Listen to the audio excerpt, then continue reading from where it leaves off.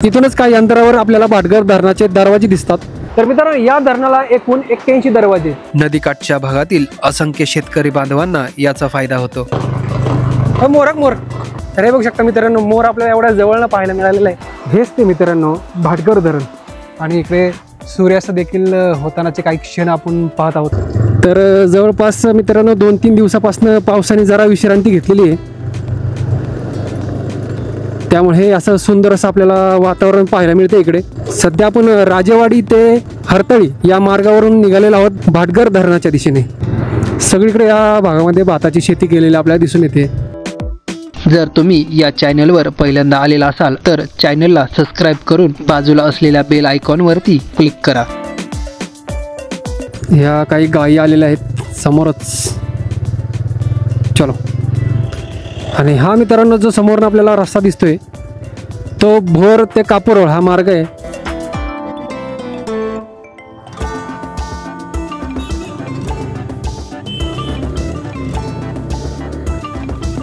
या साईडला भोर हे शहर आहे आणि मागच्या बाजूला कापूरहोळ हे गाव आहे। तिथूनच काही अंतरावर आपल्याला भाटघर धरणाचे दरवाजे दिसतात। हे बघू शकता समोरच आपल्याला पाहायला मिळतात भाटघर धरणाचे दरवाजे। जाऊया त्या दिशेने। भाटघर धरण हे महाराष्ट्रातील सर्व धरणांमधील एक महत्त्वाचे धरण असून भाटघर धरणाचा परिसर हा निसर्ग सौंदर्याने नटलेला आहे, म्हणूनच या ठिकाणी अनेक पर्यटक गर्दी करत असतात।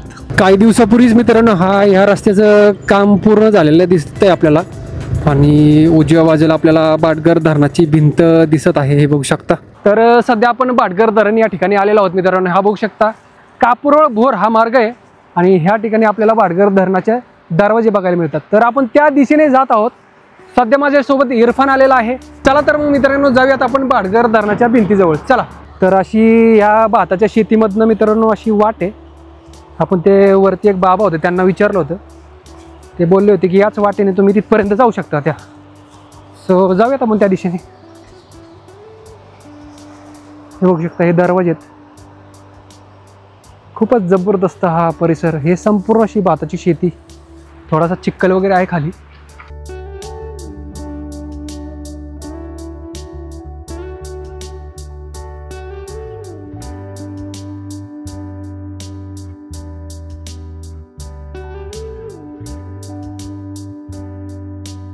तर हेच ते मित्रांनो भाटघर धरण, जे की पुणे जिल्ह्यातील भोर तालुक्यामध्ये आहे।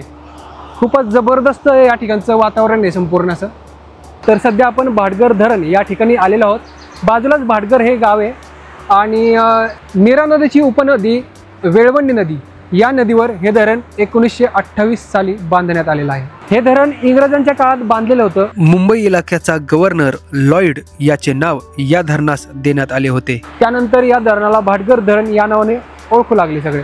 तर हे बघू शकता मित्रांनो भाटघर धरण आहे माझ्या मागे। हे धरण संपूर्ण भरल्यानंतर नदीकाठच्या भागातील असंख्य शेतकरी बांधवांना याचा फायदा होतो। नीरा नदी काठच्या गावांना पाणी पुरवठा व्हावा, तसेच या काठचा परिसर सुजलाम सुफलाम व्हावा या उद्देशाने हे धरण बांधण्यात आलेलं आहे। तर मित्रांनो या धरणाला एकूण 81 दरवाजे, यातील 45 दरवाजे हे स्वयंचलित दरवाजे आहेत।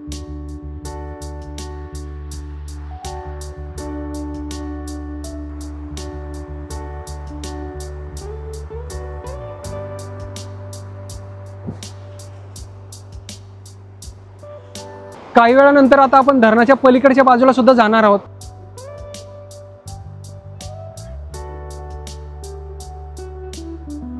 आता आपण माळवाडी या गावाच्या दिशेने निघालेलो आहोत। त्या ठिकाणाहून पण धरणाचा व्ह्यू खूपच भारी दिसतो। सो जाऊयात त्या ठिकाणी। पुण्याहून मित्रांनो हे ठिकाण जवळपास 50 किलोमीटर अंतरावर आहे। तर कापूरहोळपासून जवळपास 10 ते 11 किलोमीटर अंतरावर हे ठिकाण आहे। शिरोळपासून जवळपास हे ठिकाण 16 किलोमीटर अंतरावर आहे। चला आता आपण जाऊयात माळवाडी या गावाच्या दिशेने, चलो।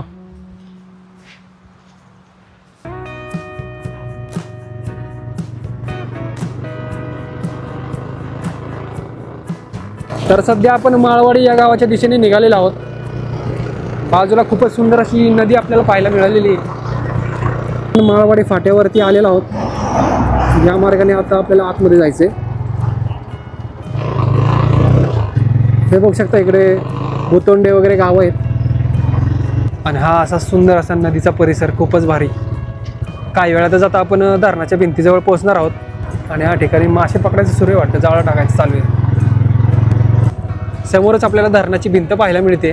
वीज निर्मिती व सिंचन प्रकल्प या उद्देशाने हे धरण बांधण्यात आलं. या धरणावर एकूण 16 मेगावॅट एवढी वीज निर्मिती केली जाते. मोर तर हे बघू शकता मित्रांनो, मोर आपल्याला एवढ्या जवळनं पाहायला मिळालेला आहे. खूपच जबरदस्त आजचा अनुभव. भोर तालुक्यातील सर्वात मोठं धरण भाटघर धरण हे बघू शकता मित्रांनो. भाटघर धरणाची भिंत आहे संपूर्ण अशी जबरदस्त.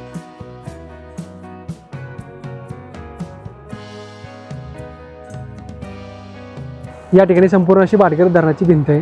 सो थोडंसं आपण धरणाच्या जवळ जाण्याचा प्रयत्न करूयात. हेच ते मित्रांनो भाटघर धरण.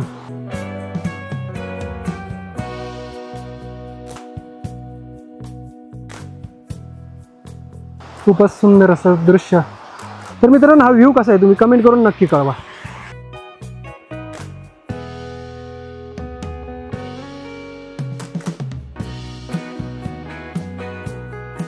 संपूर्ण अशी भाटघर धरणाची भिंत आज आपण या ठिकाणाहून पाहत आहोत.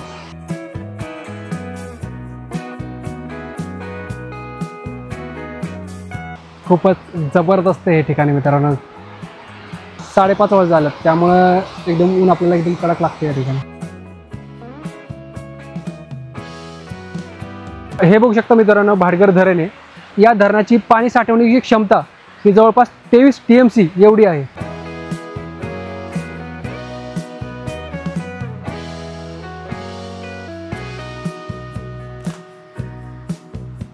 भाटघर प्रकल्प हा बहुउद्देशीय असून या धरणाची लांबी 1625 मीटर तर या धरणाची उंची ही जवळपास 57.92 मीटर एवढी आहे. या धरणावर 5.7 मीटर रुंदीचा रस्ता बांधण्यात आलेला आहे. पूर्वी भोर ते पुणे अशी वाहतूक याच मार्गाने केली जात होती असं ऐकण्यात येतं.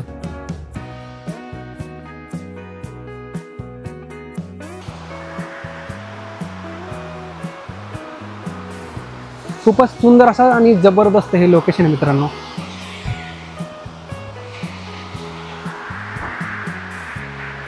खूपच भारी, खूपच जबरदस्त हा असा आजचा अनुभव मित्रांनो. तर मित्रांनो या ठिकाणी येऊन खूपच आज मजा आली. खूपच जबरदस्त हे लोकेशन होतं आज. तर आज इरफान सोबत आला होता. सुंदर असा परिसर.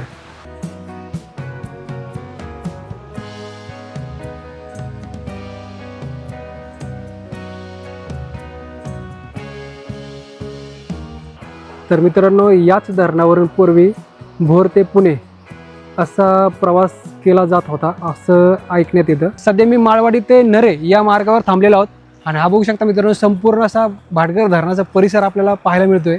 तर समोर बघू शकता मित्रांनो ही अशी भाटघर धरणाचं मेन भिंत आहे. या ठिकाणी दरवाजे देखील आपल्याला पाहायला मिळतात आणि संपूर्ण असं भाटघर धरणाचं बॅकवॉटर. खूपच जबरदस्त हे लोकेशन आहे आज मित्रांनो. आणि इकडे सूर्यास्त देखील होतानाचे काही क्षण आपण पाहत आहोत.